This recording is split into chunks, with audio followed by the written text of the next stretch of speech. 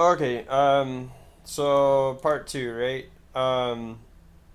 Just recently we've added another aspect to the game. If you go to the Drakage 2000 Awesome Possum Club again, and we go to Task Force Arrowhead Radio Guide, right? Now here's the guide on how to install TFR. It basically explains everything that I just showed you in the video just a second ago. But what you need is you need a program in order to download it, and I use WinRAR right here. It's one of the best like unpacking programs you can get, and it's pretty much free. So you need one of those. You'll need to download the mod itself, which is right here, Task Force Arrowhead Radio. So you grab that mod, you download that, and then continue to follow the guide here, right? What you're going to want to do is similar to all the other mods, is you're going to want to put the @Task Force Radio folder inside your ARMA 3 folder. Okay, so then it's basically Steam Apps, Common, ARMA 3, and it will be right there. The other thing that you need to do is you need to put the plugins folder inside your TeamSpeak folder, which I'm running Windows 7 64-bit, and my TeamSpeak 3 client is in computer C program files, not program files x86, just regular program files. Inside TeamSpeak you'll find the plugins folder right here, and you just put the Task Force Radio DLLs and other plugins in here. There's another file, I think it's called like Radio Sounds or something like that, and you also put that in there. So then when you are in TeamSpeak right here, you go to Settings and then Plugins and activate Task Force ARMA 3 Radio right here. Okay, again, that's Settings, Plugins, and then activate the plugin right here. The other thing that you need to do is you need to make sure that you have a push to talk key, right? So like I have mouse button 4 set to push to talk. I also have, since I use a joystick to fly in ARMA and other games, I also have joystick button number 5 as a push to talk button, which is on my joystick near my hat.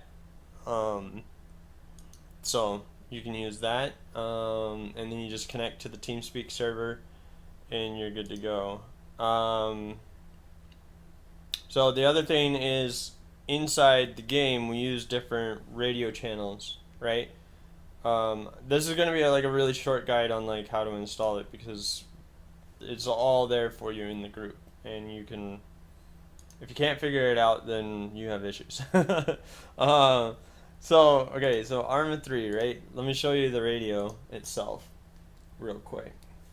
I'm going to show you like how to do stuff with it. Right? It's not going to work perfectly right now because it's I'm not going to be connected to TeamSpeak. I'm not going to have other players online for this particular demonstration part of the video, but I can still show you like how it works, right? So I'm just going to create a LAN game to show it to you. Get Altis, TTS, parameters, just in case I die, like, for whatever reason, which I shouldn't. Right, so now it's going to activate all the mods that I had downloaded in the previous video. So when we go into the game, we'll have all of our mods available to us, right? So like for example, when I go to the shop here, well, as soon as it's done loading, as you see in the right hand corner, it's loading all the assets. And then it says pipe error 230. Pipe error 230 is because I'm not connected to TeamSpeak, so it's not loading the radio properly or whatever. But as you see, like, I have all the NATO and Russian special weapons available to me here, and all of the rocket launchers and the vehicles. We have the Hummers here from the Hummer mod. They're all available. We have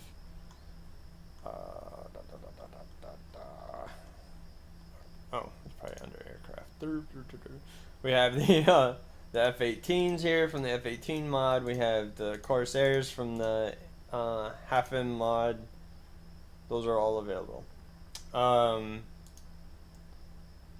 So if I wanted to, like, for example, here's the squad leader, right? Okay, he has the long range radio. So what you can do is you can hit Alt P and bring up the radio, right? And as we can see from the Steam guide, right, the groups, I have, it's being slow, don't be slow. Okay, from the Steam group, I have, like, and we go to Task Force Radio, we have certain radio channels that we like to use. Like, for example, High Command is channel 70, Air Fast Mover is 85, Helo's 80, Squad Leaders are on 60. Okay, so if I wanted to talk to High Command on the server, I'm currently on channel 1, which is frequency 75. Okay, and we need to change that to 70 if I want to talk to High Command. So I hit clear frequency, I type in 70, and then I hit set frequency. Okay, so now my frequency is set as 70. So now when I transmit, which it's going to say pipe error 230, but when I transmit, up in the right hand corner, you'll see it very briefly say, you know, transmitting on channel 70 up there. I'm going to push it a bunch of times so you can see it up there in the right hand corner. So when I push the push to talk button on there, it's good to go. Now for the short range radio, it's the similar thing.